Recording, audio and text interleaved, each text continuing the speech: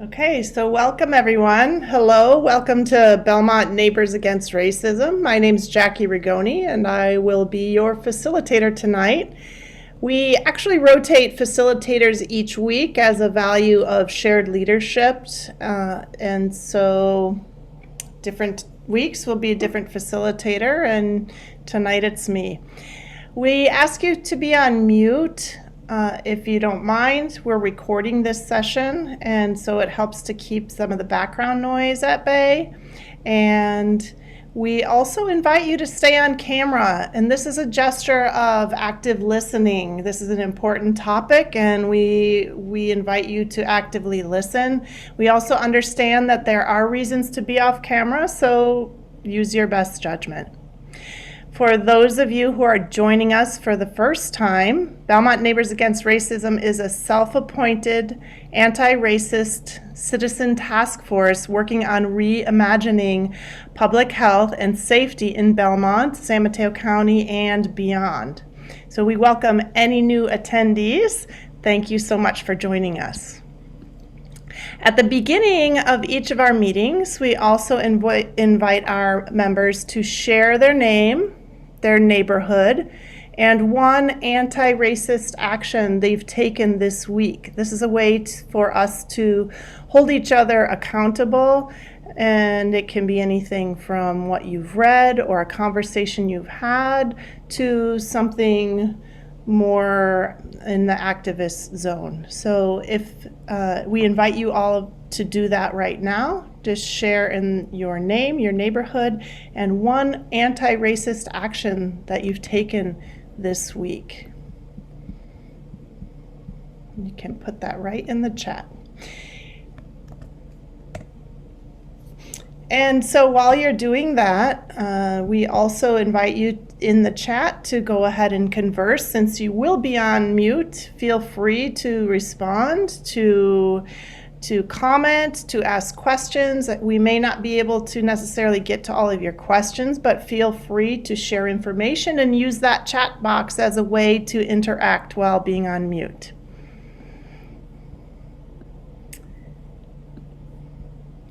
Great. So we always start each meeting with our guiding principles. And those are, first of all, that we live here the community we want to create. We recognize that oppression exists, and we try not to let it exist in this space. We are hard on issues, but soft on people. And we ask each other to speak only for yourself. We are committed to compassionate listening, and we also center the voices of our Black neighbors and people of color. And if you're someone who's comfortable speaking, we ask you to practice more listening. And if you're comfortable listening, practice more speaking. And finally, we are neighbors. We want to assume the best intentions with respect and positive regard. So tonight, we welcome Mayor Charles Stone, who has graciously accepted our invitation to answer questions about anti-racist policy in Belmont and San Mateo County. Thank you, Mayor Stone, for being here. We're so grateful that I know you have a busy schedule, and Monday night at 8 p.m. is not an easy time to have a meeting. So thank you so much for being here. Just want to introduce you, and This was the only evening this week I didn't have a meeting already, so now we're just the same every night. So great. I'm getting really used to Zoom these days. Aren't we all? No, great, thank you. So yeah, go ahead.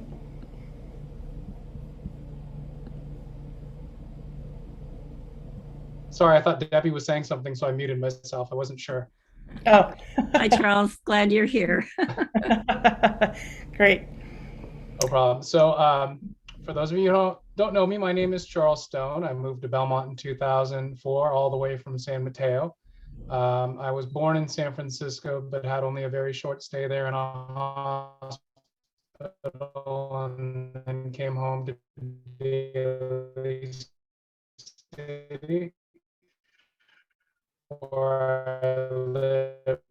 couple blocks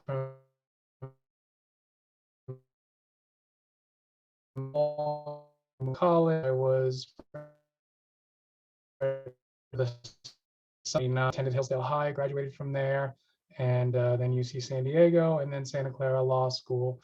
I'm an attorney by trade. I was elected to the Belmont City Council first in 2013, and then again re-elected in 2018. This is my second stint as mayor. My first was in 2017, where we got a lot of great work done, including a civil rights resolution, raising the minimum wage, and a number of other things. I'm pleased to be here. I have to be somewhat careful with my answers as they relate to any of the work being done by the Belmont subcommittee that Julia Mates, Vice Mayor Mates, and Councilmember Davina heard on.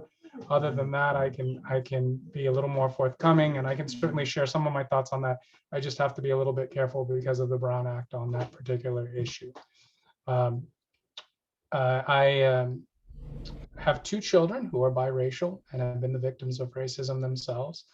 I have not been the victim of racism myself, but I have watched as my wife was, and I have had epithets hurled at me in a Denver airport, albeit many years ago. But in 1999-ish, with my then fiance, traveling across the country, had to deal with some folks in cowboy hats sharing their opinions with us on our interracial relationship, which seemed very strange to me, but as we know, that's far too often the case. So that's a little bit about me. I still practice law. For those of you who don't understand how mayor works in Belmont, we just rotate it around. That's how it works in most cities on the peninsula. The only city that has a directly elected mayor, which is what most people think of as mayor, like San Francisco or LA or New York, the only city in San Mateo County that has a directly elected mayor is San Bruno, as a matter of fact. And that mayor is Rico Medina right now. I'm also on the San Mateo County Transit District Board and have been since 2015, and I'm serving in my second stint as chair of that organization. And I'm on the San Mateo County Library JPA board, and have served as chair of that organization from 2018 to 2020. And I serve on the Caltrain board. So those are my current assignments. So I am happy to get started with questions whenever you are, Jackie. Great. Yeah, thank you so much for giving us an introduction. And again, it's really good to have you here. For those of you who are new to our meetings, we've actually invited all of the Belmont Council members, and I'm happy to say that all of them have accepted the invitation and have been part of the conversation about racism in Belmont. So the first question, Mayor Stone, is that, as we all know, this month is Black History Month. And I know that you are a supporter of Black Lives Matter, the Black Lives Matter movement, and recently posted on social media that Black history and forging a new path and a new and better path is something we should keep on top of mind all year long. So what specifically are you doing as mayor of Belmont toward this mission, and what can we do together to support this mission year round? It's a great question. Before I answer it, I have to apologize for the dog whining in the background. I have a rescue puppy, and the rescue puppy's schedule does not align with mine. She sleeps in my office, that's her room, and she doesn't sleep if I put her anywhere else. So she should chill out in a few minutes, and I apologize if the whining's coming through. And then also a shameless plug for the San Mateo County Library JPA Black History Month stuff. A number of it's already passed, but there's a tender watch party tomorrow, Tuesday, the 23rd at 7 p.m. It's a Q&A with director Daryl Jones. Hilo Movie Club on Thursday, February 25th, The Watermelon Woman at 8 p.m. And then a Black History Month celebration story time with Kenny and Kelly on the 26th at 10:30 a.m. And you can find all that just by visiting the San Mateo County Library JPA website. And I didn't want to not make a plug for that because it's a pretty awesome program that they do. I think that there are a number of ways that we can honor, recognize, and celebrate Black Americans always. And I think for me, the most important way we can do it is to be strong allies of those who want to get involved in roles they haven't been in traditionally. I was an early supporter of Kamala Harris for president.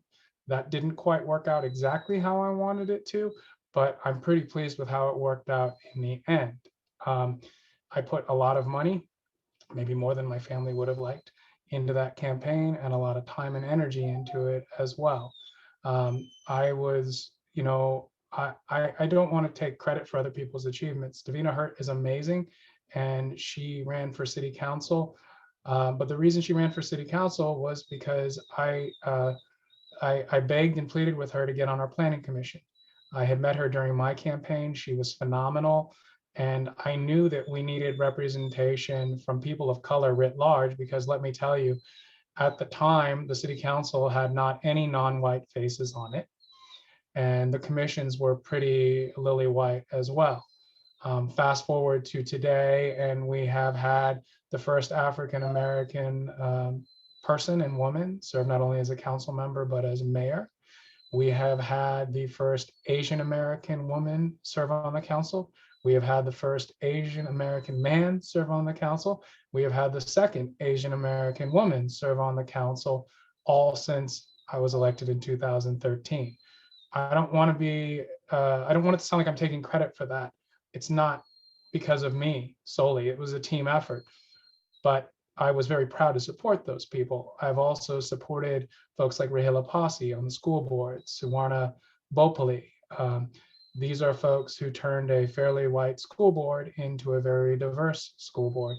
And I've supported folks in other communities as well. And it's about more than just supporting them. It's about actively finding them and bringing them into this kind of what used to be thought of in my mind kind of as a secret society known as local government, right? The first time I went to a school board meeting, I had zero idea what I was doing and what I was talking about. I didn't know what the Brown Act was. I didn't know what the rules were. I didn't even know what I was asking for, as it turned out. Somewhere there's a tape of that meeting, and that makes me very embarrassed. And so I think part of how we celebrate it, part of how we recognize it, is by continuing the arc of progress that has been made. And I think there has been an arc of progress that's been made. It's easy to lose sight of it in the day-to-day and some of the more awful things that happen. But, the fact that my dad got to see an African-American president before he died was kind of a big deal to me, because he didn't think he was ever going to see it in his life. I wasn't sure I was either. And the other ways we can do it are to make sure that, this is less political, but more in your own household. We have to make sure that our kids understand American history in a true and real way. And that's something that's been really important to me from day one. And I maybe even, I don't want to say poison their minds, but I prepared them for a rough treatment in society because they were mixed kids, right? And luckily we are, sorry, after this answer, I'll do something about the dog. Luckily we're in an area where my children haven't had to deal with a lot of what they might have in other parts of the country, or in other parts of the country, certainly 20, 30, 40 years ago. But even here, they've had, after Trump was elected, someone at Ralston went up to my then 11-year-old on the playground and said, why don't you go? She and this gentleman, this young kid, got into it about who won the election. And he said, why don't you go back to China? Which she thought was hilarious because she's never been to China, right? And so she laughed it off. But, that stuff happens. And so, I made sure that they understood the real history. I had both of my kids very much against their own will, but I don't know if anyone knows this or not, or if I'm the only geek who did it.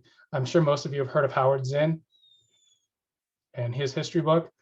Well, he actually there's actually a version of that for young kids. And so I had both of my kids read it when they were about 10, 11. And it was not, I would say, I probably could have incentivized it better. They didn't exactly warm to it, but, they read it. And it was, I think many of you are parents like I am, and we know that there aren't a lot of moments of validation, but recently, over the last 6 months, my daughter's been taking AP Gov, and she came to me and made a comment about, I'm really glad I read that when I did. It's informed my perspective on AP Gov and AP US history. And I was careful not to be too exuberant, because once they know that you're enjoying the validation, then they withdraw it immediately. But I took a small mental victory lap over that. So, I mean, that's some of the stuff we can do in our own homes, and we have to actively continue to keep recruiting and helping people who want to run for office and get involved in other ways. everyone should be comfortable coming to a city council meeting and making their voices heard. So, those are a few of the things off the top of my head. I'm sure there are many others we can do. For me, I use the platform I have to celebrate Black Americans, not only in Black History Month, but, whenever something wonderful happens or I'm reminded of something. I think that I don't want to speak ill of anyone. I think that most Americans have good hearts, and some of them that with good hearts have confused ideas. But it's not okay to just tout out Martin Luther King Jr.'s lines in February and January, and then the rest of the year not live out the notions that he and the concepts and philosophies he talked about. So sorry if that was too long. That's okay. I warned you we have lots of questions, so I'm going to go ahead and get to some of I those. think the dog is quieted down That's too. okay, yeah, and that's do what you need to do, no problem. Um, so San Mateo County currently has a pilot program to embed mental health professionals with the county, and 4 cities in our county are pilot cities. There have been many citizen groups and anti-racism organizations, including our own in the county, that have been calling for this pilot program to be outside police control. There are proven models for this in Eugene, Oregon, for example. I know you're familiar with the program called Cahoots that's being implemented in many cities like ours. And so I am wondering if you would support that pilot program coming to Belmont, and if and only if it is outside of police control, as many groups have been calling for. So I'm a huge supporter of the pilot program. It wasn't offered to us. I'm not offended by that. They offered it to a couple of the big cities, and a couple of the other big cities got a little hurt that they weren't invited to the party. And so they went with, I think, the 4 biggest cities in San Mateo County. I think that makes sense for the pilot program, because I don't know that we have enough of those type of calls in Belmont that it would make a lot of sense for them to start there. I think if we're going to do something like that, it's best done at a regional county level. I don't think the smaller cities like Belmont have the type of calls that are going to justify the expenditure. In my mind, and I'm playing a little loose and fast with it, but a good model might be, because things are going to happen in different parts of the county at different times. A good model might be to embed, when this is all said and done, on a county-wide basis, north, central, and southern, so that folks can be deployed quickly when they're needed. So I'm very supportive of the pilot. Had they offered it to us, I would have been very happy to have taken them up on it, but it wasn't offered to us. In terms of being outside of police control, I think that certainly we want police input on this. And I think that we need to include law enforcement in the discussion about, I, for instance, have talked to a lot of law enforcement folks and a lot of social workers and a lot of advocates about their preferred models. And I've heard a wide variety of responses. There are some who think that, there are very few calls that police should actually go out on. Then there are some who think there are very few calls who the Cahoots type model or a social worker by themselves should handle. And so I think those perspectives are valid, all of them, and I think they need to be listened to. I wouldn't want to completely eliminate law enforcement from the decision-making loop. I think they bring some critical information to it. And many of the social workers I've talked to have expressed severe reservations about going on a variety of different calls by themselves. They don't mind the idea of being embedded. They mind the idea of heading out to a house with something that could potentially become physical or dangerous and not having the police with them, even if it's just in a standby role. So, on a countywide basis, I'm certainly receptive to those sorts of things and talking through them. I have an open mind about it. Here in Belmont, I think it's probably not going to work out that way. But if I get what I want, I don't have a magic wand. If I did, the world would be very different. But I'd certainly like to see something done on a countywide basis. I think that makes the most sense. You might get cities like San Mateo going their own way because they're big enough to do something different, or Daly City. But other than that, the way we tend to do things in this county, because we don't have a big city like San Jose or San Francisco, we're very different in that way in the Bay Area or Oakland or Sacramento and Sacramento County. We tend to work best when we work together.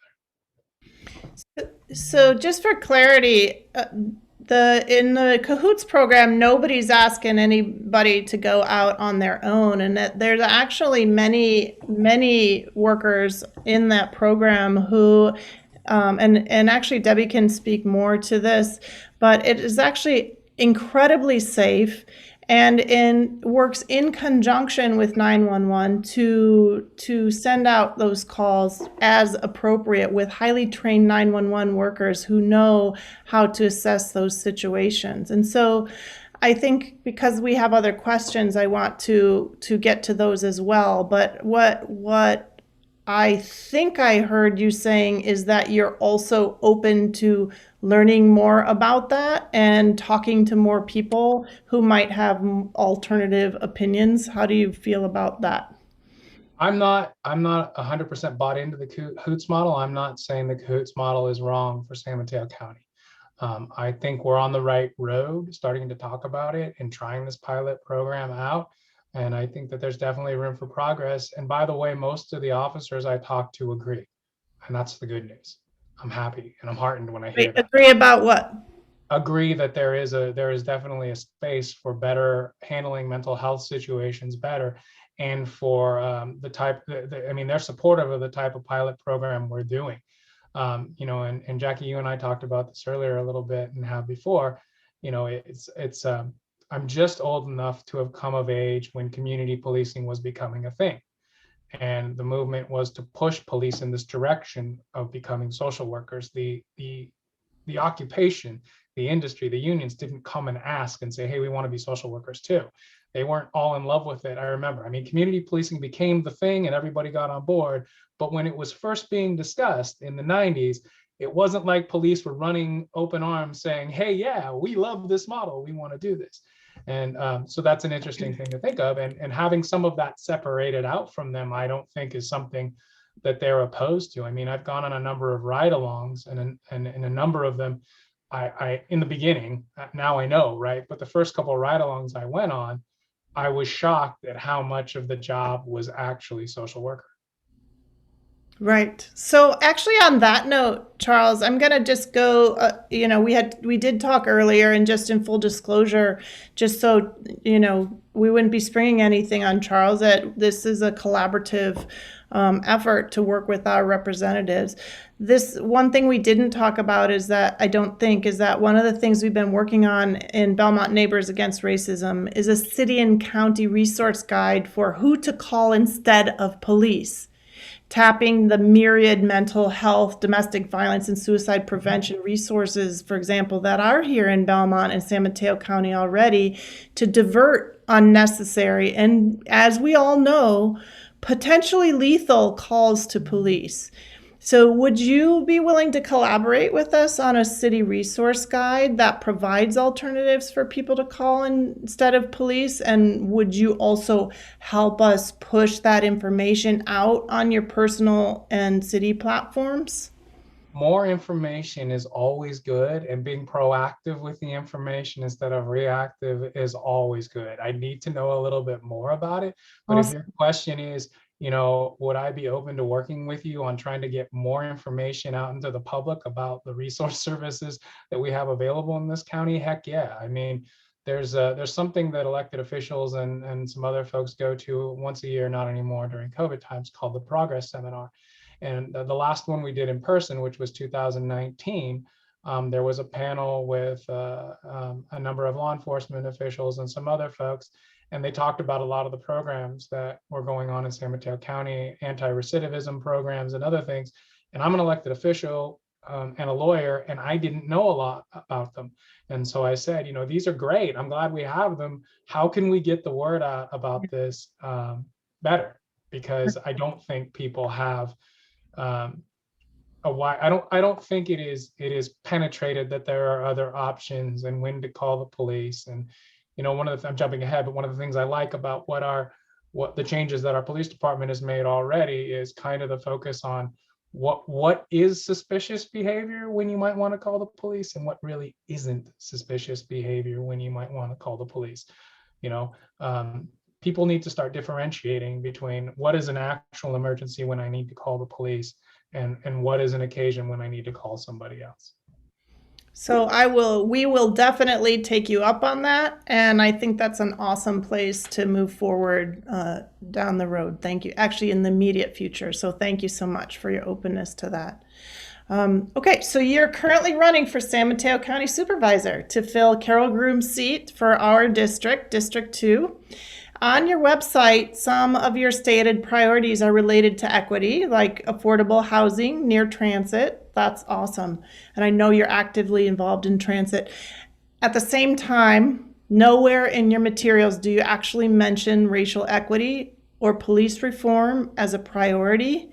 And as an organization working on anti-racism, we believe that anti-racism should be on every city council, county supervisor's agenda across the country. So I'm wondering if you'd like to comment on that.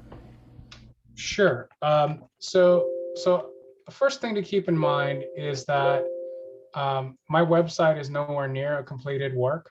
I had started a website in 2019 and started campaigning in 2019, and then February 2020 came, and all of that came to an end. I didn't think it was the right time to be campaigning or raising money in 2020. There were a lot of other worthy causes that needed to be dealt with, and there was kind of a huge issue going on, and then many other huge issues. And so I kind of put my campaign into suspend mode. And then in December, my consultant came to me and said, "What are you doing? The primary election is in 19 months." And that was a valid thing. So we kind of hastily put up a website. It's by no means a complete and built out thing yet. I have a day job as an attorney, and I'm serving as mayor, and I'm serving as chair of the Transit District Board. Whether or not it was the best idea to do those things while running a campaign, we'll find out. But it's how I chose to do it. So the campaign's coming along slower than I would like to. But I want to back up a second because, and I'll tell you a little bit about my personal philosophy, and folks can feel free to throw virtual tomatoes at me and disagree with me. I think many of the issues that this group is assembled to deal with will be helped greatly by attacking poverty, housing, and income.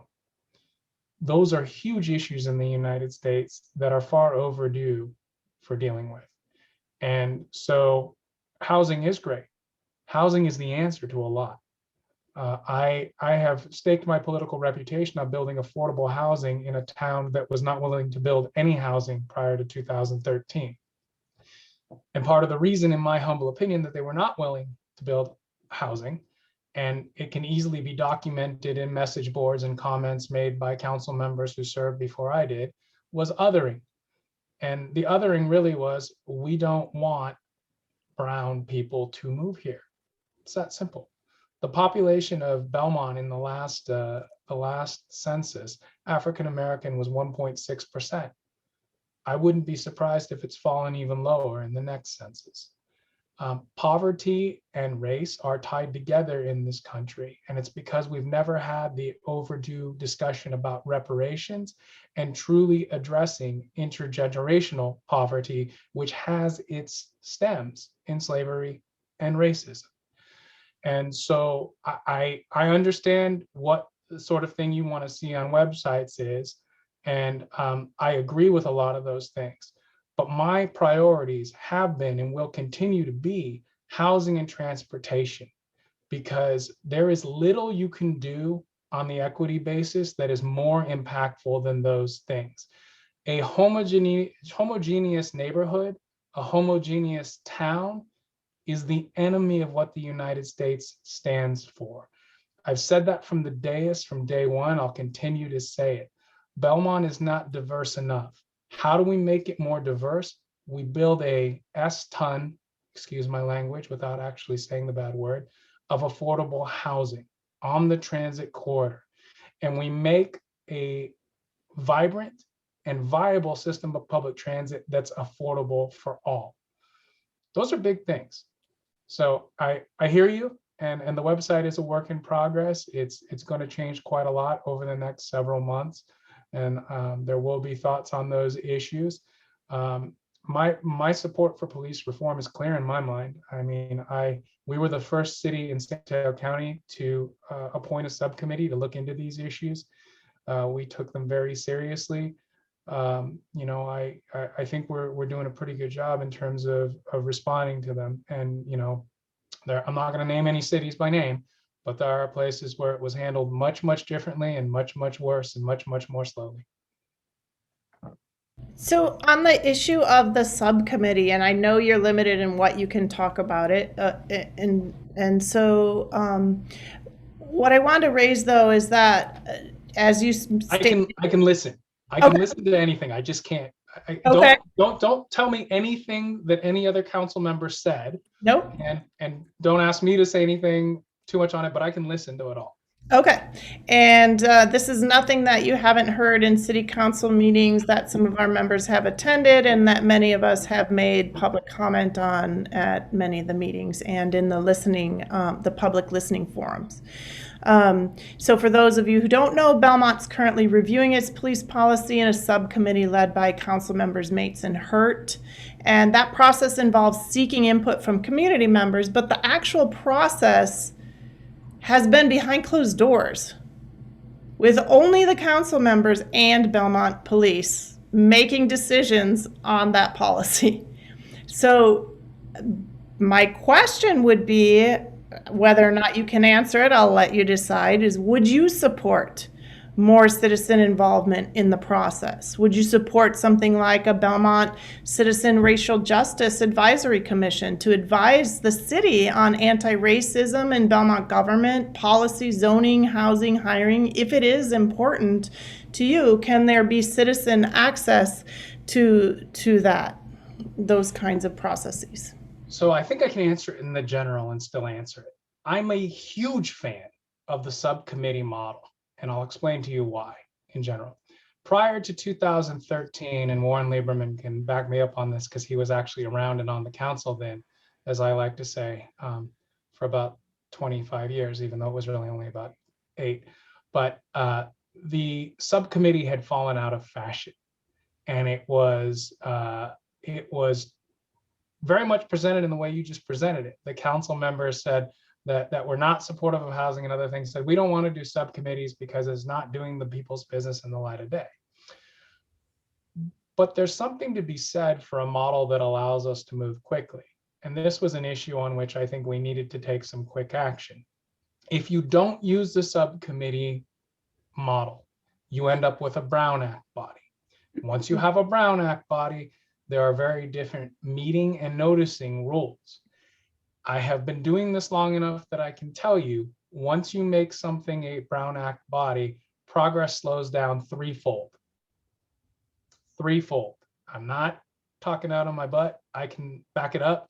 I've seen it happen before. We had this conversation come up at the transit board at Caltrain when we were moving towards Measure RR, the half-cent sales tax, tri-county sales tax that saved Caltrain. And some members of the board and the public wanted something like this, a more public body that would be subject to the Brown Act. And I fought hard and thankfully others agreed with me that the subcommittee model was the way to go because we could move quickly and we were under the gun in terms of timing. So that's one of those pragmatic things that often gets lost because folks don't, right or wrong, and I was one of them too, and would be if I weren't on the council, don't know a lot about how the inner workings of government work. The second thing I would say, and I say this in general when I hear about whatever it is, another body being created, whether it's this or anything else, there is a Citizens Commission in Belmont. It's the city council. That is the Citizens Commission. We have 5 elected council members. They're elected by the people of Belmont, and they can be removed by the people of Belmont. And the way that we gather citizen input is through groups like yours and many other. I don't see an advantage in creating a Brown Act body for many things that doesn't exist already.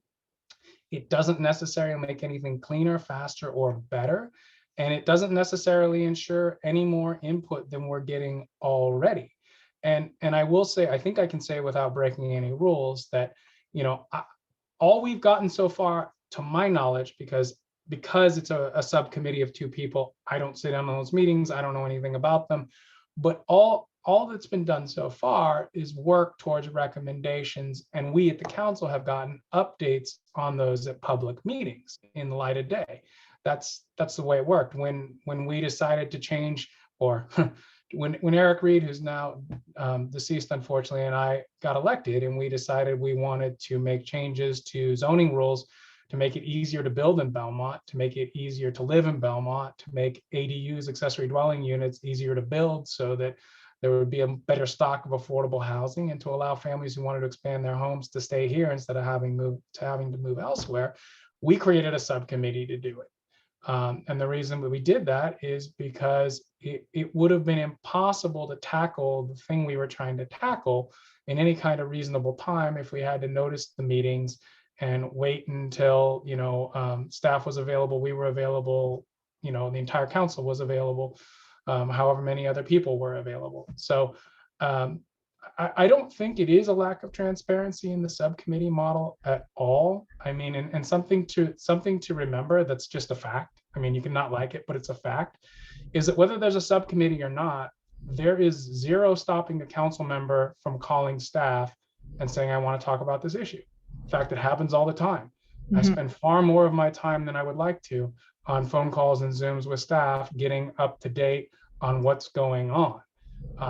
That's not the issue, Charles, Mayor Stone, is that you can call me Charles. I think the issue is not so much with the subcommittee, it's the fact of who's in the subcommittee. So it's basically our council members together with the chief of police and members of the police, and nobody who has any formal training, insight, a citizen's perspective on racism and how to view police policy through that lens. I think that's the issue. It's not so much that it's a subcommittee, it's the fact that it's the police that are saying this is how we should run the police, when the police is who we want to what's the word I'm looking for? The police are who we want to monitor and reform. So I want to be clear. The police are not on the subcommittee. The subcommittee is Vice Mayor Mates and Council Member Hurt. And I probably shouldn't say this, but I'm going to because I think it needs to be said. I think we should be really careful and respectful of the work that a Black woman and an Asian American woman are doing here. Women that candidly are amongst the finest elected officials I've worked with, who have amazing talents and perspectives. And I know, I don't think it's what you're saying, but kind of what I'm hearing is that, the police are going to run roughshod over them because they're meeting with them in addition to members of the community. And I don't think that's what's happening or what would happen, knowing them the way I do at all. I know them both very well, especially Council Member Hurt, and she is a very strong leader who has her own mind and her own thoughts, and I trust her with, amongst other things, the future of the city. So Charles, this is Michelle. Hi, thank you for joining us. And Debbie, I know you've had your hand up for a while, and I'm sorry, I have to jump in. We are not being disrespectful to Davina or Julia. We have spoken with them. We know the work they're doing. We also know they're constrained. And we also know that at all the meetings that they're having, the only other people in the room is the chief of police and the head of the union. And that is not transparency or an open door in terms of getting the full picture. And yes, but the council members are constrained. And it has nothing to do with their strength or their ability to fight racism or anything along those lines. It has to do with the power of the police and the police union. And so we need to make sure that citizens are there to have an equal voice in those discussions. Yeah, so again, thank you, Michelle. It's good to see you, by the way. I don't know that we've ever actually met face to face, although we've emailed over the years about a variety of things. So again, I want to come back to, there is nothing stopping me from having a meeting as a council member, from having a meeting with the police chief about police issues. This is no different than that, except that a subcommittee has been formed. And that's not the only meetings that they've had. They've had meetings with you guys. They've had other community meetings, as I understand it, open to the public. I believe they were publicly noticed, and folks came to those. So it's not as though the only meetings they're having are with the police chief and the head. I don't know anything about only that. meetings that they're having where it's a back and forth and an incorporation of decision making that is happening in those. That's where the whole Citizens Academy has come out and all these things that we're finding out about. When they meet with us, it's one way. We give them input. There's no back and forth. There's no decision making. But when they're sitting, the four of them in a room together, there are things that are coming out of that they get reported to the city council. So we know that things are happening in those meetings that is not happening in the public meetings. Right. So they report out at the council meetings, which is transparent, and no decisions have been made yet. I would disagree with that. So, Debbie, jump in here. I think the subcommittee model is a good one. I really want you guys to think about this a little bit, if you would. We're not Like I saying said, we don't want the subcommittee member. I can go meet with anybody as a council member. There's not a lack of transparency if I sit down with the city manager and say, I need an update on how the roads are going, how the road repaving is going, and nobody's sitting in that meeting with me. No citizens are sitting there in that meeting with me. We are citizens of Belmont. We are elected representatives. Hold on. And that's the way the system works. I'm not sure I quite understand how it would work if this subcommittee couldn't meet with law enforcement and have conversations. It's not a question of not having them meet with them. It's that they meet with them, whether it's weekly or bi-weekly, it's an ongoing thing. It's not a one or twosie kind of meeting. It's we haven't met with them since the summer, but they've been meeting with the police all along. Where are you getting the information that they've been meeting with them all along? I'll be happy to look into that. So the city website and all of and posting when their meetings are, correct? It's also come from Davina and Julia. They've let us know about the meetings. Well, I'm sure they've met with police and community groups. I know that they've reported out on it. Yeah, not once, not twice. I'm sure it was more than 2 or 3 or 4 times. I mean, so I guess so what Charles, I'm missing is hold on. I guess what I'm missing is the idea that they shouldn't be able to meet with the police at all unless it's public. No, here's the picture. We should have a public input as well in terms of the same type of access and input that the police are having. There should be public representation to hear what they're saying and to provide a different voice to that conversation so that the subcommittee has it at the same time, and the same back and forth that's going on in those meetings shouldn't just be,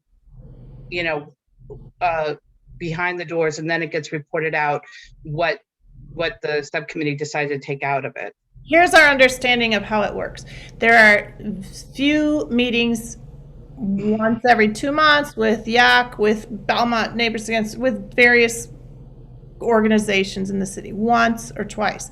But there are regular meetings where line items of the police policy are actually being decided. How do we change this? How do we edit that? And that's where there's no participation. So that happens with police, and that's who we want access to those decisions being made about what's happening to police policy. Anyway, but go ahead, Debbie. And okay, I'm sorry, but I just have to jump in. It seems a little disingenuous to say that, I just have to say I was just at a meeting about the Board of Supervisors and Sheriff Bolanos, and it's the same issue. It's like 3 members of the Board of Supervisors do not approve of ICE. Basically, San Mateo County has deported like 100 families to ICE, And, Santa Clara County's not doing it, San Francisco, and the Board of Supervisors, 3 of them are like, that should never happen. Yet, Bolanos is there. They will not go against him. They will not publicly say anything about it. And that is the problem, not only in Belmont, which I'm not sure what the extent is, but it's a definite problem in the county. It's a problem across this country that there is no actual oversight of police in a legitimate way, or of the sheriff. There is actually a new law that just came on board in January that actually gives counties the ability to create a citizens oversight committee for the sheriff's department specifically that has subpoena power.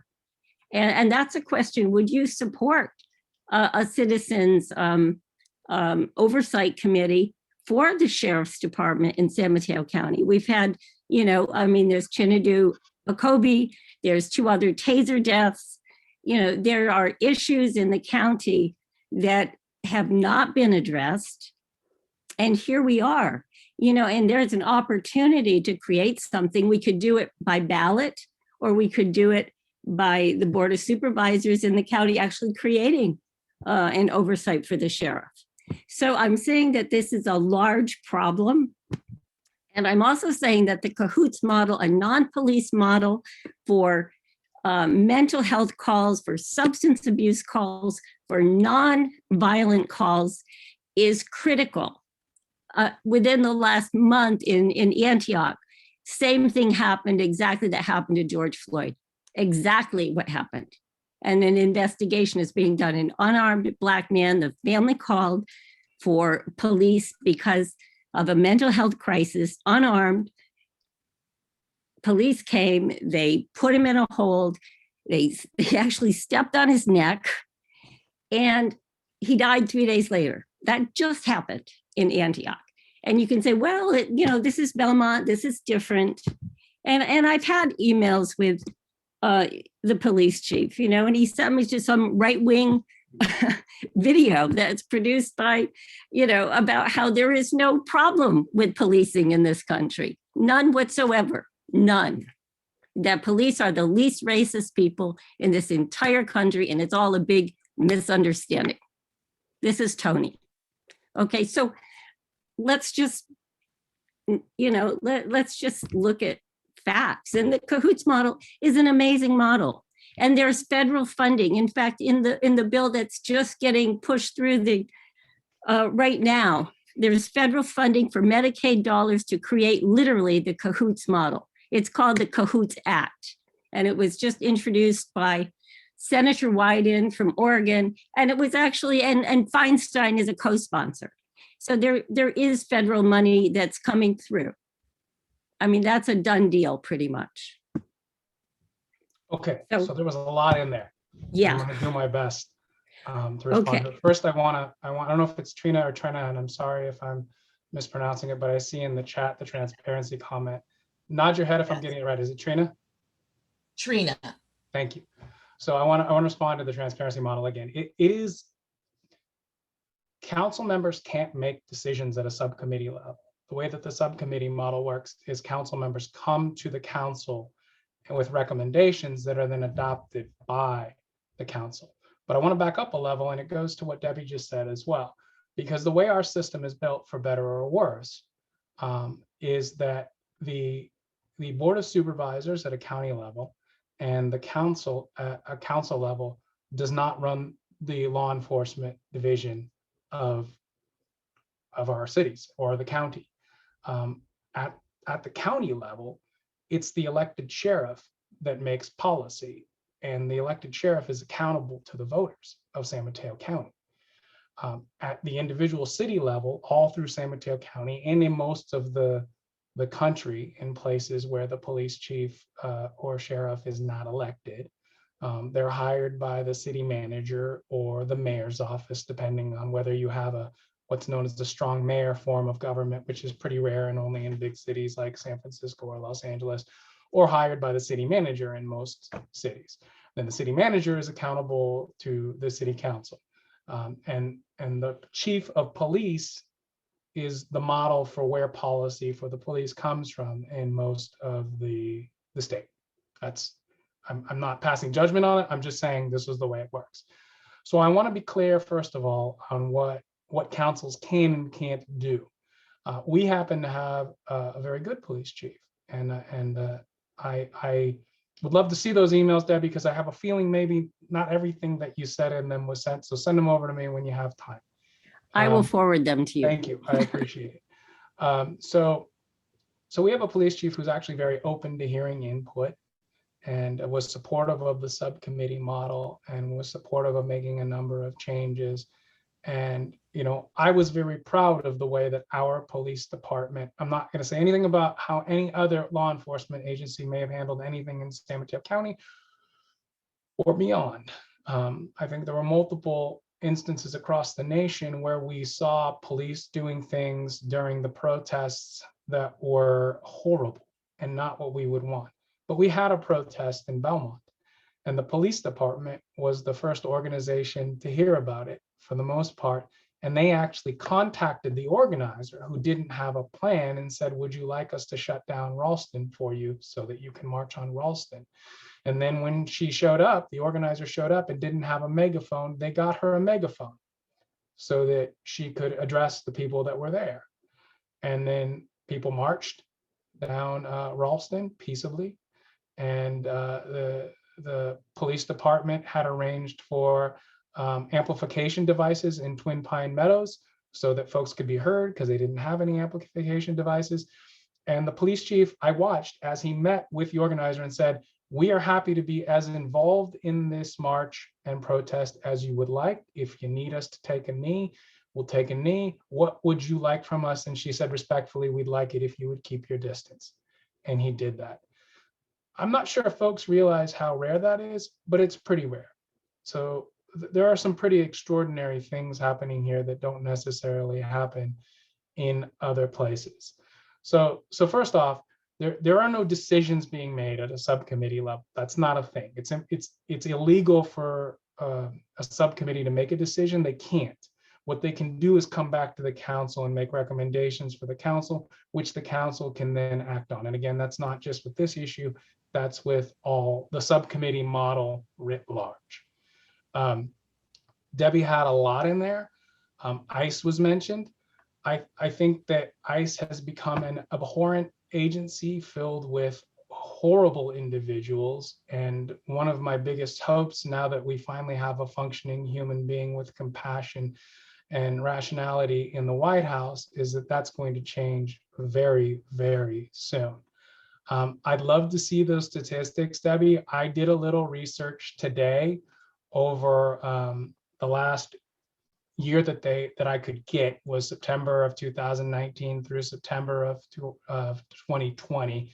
I know there's more info out there, but that's what I had time to find and get to. And it is true that in San Mateo County, that the sheriff does turn some people, not all, some people over to ICE when they are released from jail. And it's the type of people who do things like statutory rape, assault with a deadly weapon, felony DUI causing injury, battery on spouse, ex-spouse, concealed firearm, lewd and lascivious acts with a child under 14 years of age, false imprisonment, attempted murder, vehicle theft, weapons charges, felony in transportation of controlled substances, 30 pounds of meth, cruelty to child by inflicting injury. So there are some people that are turned over to ICE that do some pretty horrible things. And Jackie has brought to my attention that her understanding is that there were 10 misdemeanors over some amount of time that were misdemeanor perpetrants that were, it's not even a word, perpetrators that were released to ICE as well. ICE, yes. And not only that, all of the people that you just mentioned have served their time. Right. So, yeah. So. And Santa Clara County isn't doing that. Why aren't they doing that? Why isn't San Francisco County doing that? I mean, why only San Mateo? Yeah, well, I mean, it's not only San Mateo County. It's just only San Mateo County in this region. The sheriff complies with the California Values Act, which was negotiated with advocates and law enforcement. In my knowledge, he doesn't do anything that's outside of that act. I was supportive of that act. I was glad that it was passed. I would urge you guys to keep lobbying and advocating and Charles, asking. it sounds like you're in support of turning people over to ICE if they meet whatever the list that you just read. No, like I said, listen, ICE has become something that it should have never become, separating families, the type of horrendous acts they've done where they've disguised themselves as police and knocked on doors, the type of operations they carried out in communities of color are abhorrent. So would you stand up to Sheriff Immediately. Bolanos and speak out to him about that kind of, would you speak up to Sheriff Bolanos about not doing that anymore? I am happy to have conversations with him about this, and I have had conversations with him about this.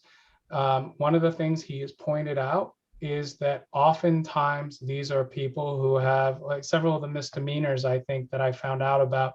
I'm still looking into some of the others of them, but some of the misdemeanors were domestic violence assaults. And, I don't know that I have fully, because I've been focused on larger abuses like, the issue of separating families, putting children in cages. What I find particularly noxious, like I said, disguising themselves as police officers in communities of color so that folks are more likely to essentially incriminate themselves. I haven't fully digested, I guess, exactly how I feel about, say, a child rapist being released into ICE custody as opposed to being released. A person who has committed multiple felonies with a young person. I don't know that I fully digested all of that and thought it through as to, am I at a position where I would say there's never a human being that could be turned over to an ICE department under a Biden administration as opposed to a Trump administration? I'm not sure I'm there yet, Michelle, because as I said, I suspect that ICE is going to turn into something very, very different in a very, very short amount of time. I would wonder about that transformation being so quick, and it's not so easy when people are embedded in a particular culture develops. And also, I mean, a lot of Bay Area religious groups are very much have spoken against the deportations that are happening in San Mateo. Faith in Action, a huge group of religious people. I mean, so it's not so black and white. Oh, these people are criminals. They're all just criminals. I mean, I think it's a lot more nuanced than that. And I think it's, to just say, oh, they're all child rapists, so, we're going to just deport them all. Yeah, Debbie, And hold on, Debbie, I love you and I love Wade. I may love Wade a little more than you. I hate to say it, just because he's willing to do the mosquito vector job. But I think we need to be, I really love you guys. I do. And I think you're doing important work. But one of the things I think we really need to do is be respectful of what one another say and listen to it. I'm not saying they're all child rapists. I'm not saying that. I'm not saying I support all of them being released to ICE. What I'm saying is, I think what you're saying, which is it's not black and white. It's a little bit more nuanced than maybe we think about it, especially as a changing administration hopefully rights this ship. And there's something that folks don't know about me generally, which is that I went to law school to become a district attorney or public defender. That was my chosen course. I would not have gone to law school otherwise. And I did it because I believed that I could make a difference that way. After several stints of internships, I came away from it completely disenchanted, worn out, and walking into my third year of law school, wondering why I had gone to law school and what I was going to do with my life, because I had absolutely no desire to participate in that system anymore. And it was because the philosophy, the belief, the viewpoint that these people are what's the word I want to use? They become almost, commodity is the wrong word, dehumanized is the right word. And and the way that we do things, the way that DA's offices sometimes operate, it often becomes a situation where the human component of things is lost completely. And so I really don't think that, oh, well, these people are all just criminals, so what, right? I don't think that at all. It's part of the reason why I chose a completely different career path, is because I found that attitude existed far too often. So Well, we're at 9, and I unfortunately, know we're totally at 9, and I'm actually going to ask to have just one final question, if you don't mind, Sure. because I feel like I would be really remiss, Sure. especially someone running for county supervisor, to, in our conversation about racism, not to talk about more about Chinedu Okobi. And so for people who are listening, Chinedu Okobi was a father, a spoken word artist, a Morehouse graduate who was stopped and tased multiple times to his death while unarmed after being stopped for jaywalking and trying to walk away. And the county coroner determined his death to be a homicide, and yet all 5 deputies and 1 traffic officer responsible are still on duty and cleared without discipline. In addition to that, Chief Bolanos released a news release with very false information stating that the deputy exited his vehicle to, quote, to contact the suspect, and the suspect immediately assaulted the deputy, and later released the actual video that shows that to be patently false. Actually, it is Charles in Spanish. Carlos Bolanos. Sorry. It is. That's right. It is. Yeah. So Sheriff Bolanos is a very problematic, to say the least, sheriff. And you have been endorsed by him. You're currently endorsed by him, and you have also endorsed him. And so what I'm wondering is, the final question is, comment on your support. How will you possibly hold Sheriff Bolanos accountable through budget or whatever means at your hands if you were to be elected county supervisor? So thanks for that. That's a good question. And the first thing, again, is to remind you folks that it's the voters of San Mateo County that hold the sheriff accountable. That's the system we have. We have an elected sheriff. It's not, like I said, many cities have a police chief. It's not elected. There are advantages and disadvantages to both. As for why I supported Sheriff Bolanos, I'll tell you my decision-making process when I decide on endorsements. I like to talk to the people who are running, and I like to hear from them personally what their viewpoints are. I look at their track records. I speak to others who I consider mentors in this field, who've been here longer than I have been, and who have done more than I have done, and who know more than I do. And then I make a decision. And the decision we were confronted with in 2018 was between a gentleman named Mark Melville and then Under Sheriff Carlos Bolanos. And I met Mr. Melville at the Belmont Rotary dinner. He was walking around working the room, and we had a frank conversation, ironically enough, about ICE. And contrary to what I had heard him say in a few rooms with more left-wing Democratic groups, he shared some viewpoints on ICE that were actually quite a bit more to the right than Sheriff Bolanos's. That troubled me deeply.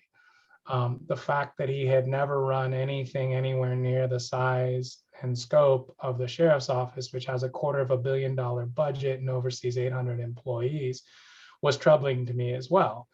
He had never shown that he could do something like that in any way, shape, or form.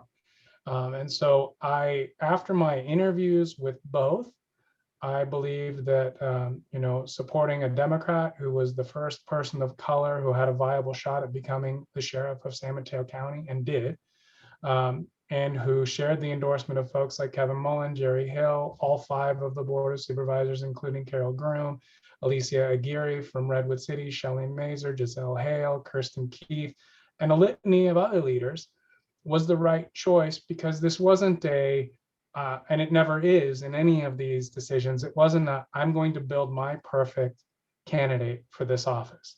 It's often a binary or tertiary choice between limited options.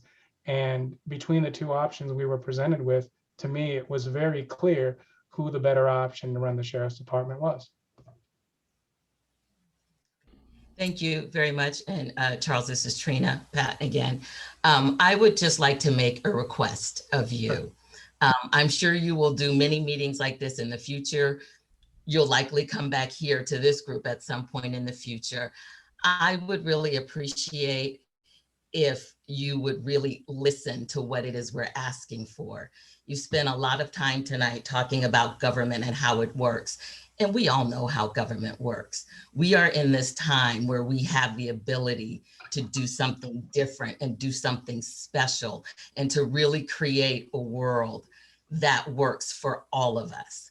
And I would really just like to request that instead of explaining, you just listen and try to understand where we're coming from and get our perspective instead of trying to tell us what the typical perspective is.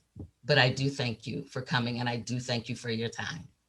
I appreciate it, Trina. And that was actually my plan tonight. It wasn't until yesterday I learned that there was going to be question and answer. I was planning on coming tonight and just passively listening, because I was actually really curious to hear what you guys thought about a number of things. And so, you know, I actually would have preferred that, because I like to hear from folks. And so let me tell you right now that my door is always open, metaphorically now, until there are vaccines in arms. I'll set up a Zoom with anybody who wants to Zoom with me. I'll make it happen. And my email is cstone@belmont.gov. I welcome emails as well. And when the world allows such things again, I'm always happy to meet folks for coffee. Okay, thank you all. And Trina, thanks for that final note. Charles, thanks for, I'm sure we will invite you back for further conversation, listening as well, and just appreciate your time here. I want to also thank everyone for joining us tonight.